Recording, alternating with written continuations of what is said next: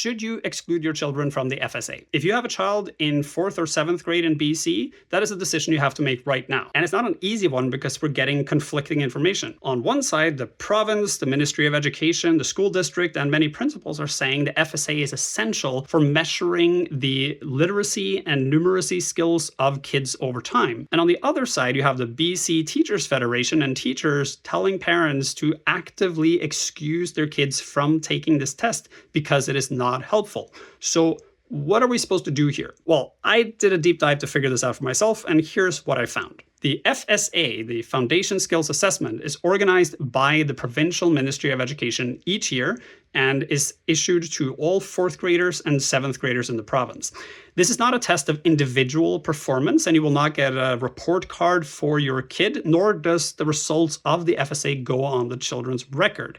Instead, all the data is collected by the province and then analyzed and published to the public so we can all see how the school system is doing and whether literacy and numeracy rates are going up or down. So at its core, the FSA is a data collection tool to inform policy, which sounds reasonable. So why are the teachers so against this? They are going on radio and TV and talking about it and sending parents letters telling them to excuse their kids from the FSA. Even though the FSA is explicitly not an assessment of individual children, teachers, schools, or school districts, the Fraser Institute, a right-leaning, libertarian, special interest public policy organization, uses the public results of the FSA to publish a school ranking system every year. And if you go in and look at those school rankings, you'll quickly discover that all the top-ranked schools are private schools and so-called independent schools. The BCTF and others argue this is likely because of socioeconomic factors, because private school is only available to those who can afford it,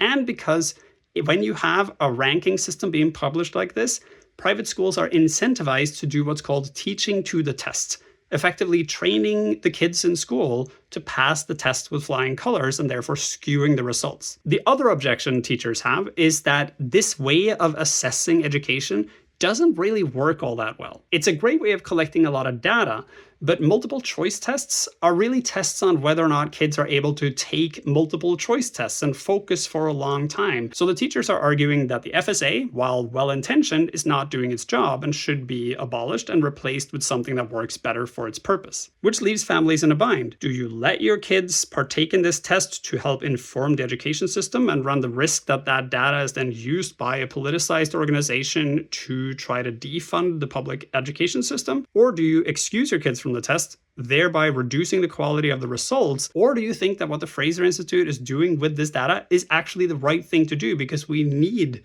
a school ranking system in the province so that we can make sure that the school system is working properly? This is why this situation is so complex and why this particular battle over the FSA has been going on for decades. Which brings me back to you and your family. If you have a kid in 4th or 7th grade in the school in BC, you have to make a decision whether your kid should take the FSA or be excused from it. My best advice is to educate yourself. The province has published extensive information about the FSA you can go read up on in multiple languages. The BCTF has also published their policy statements on this that you can read to see the counter arguments against the FSA. And there is a plethora of information in the media because, like I said, this is a decades-old battle. So you can look at current news reports and prior news reports and see how this story has developed over time and why this is still such a contentious issue. And in the end, you have to make a decision for yourself about what matters most and where you think your decision can have the most impact. This is not easy, but this is also how we build our society, by making complex decisions and talking to each other about what is the best policy. So talk to your PAC, talk to your principal, talk to your teacher, talk to the other parents in your school, and figure out what you think is the best decision for you,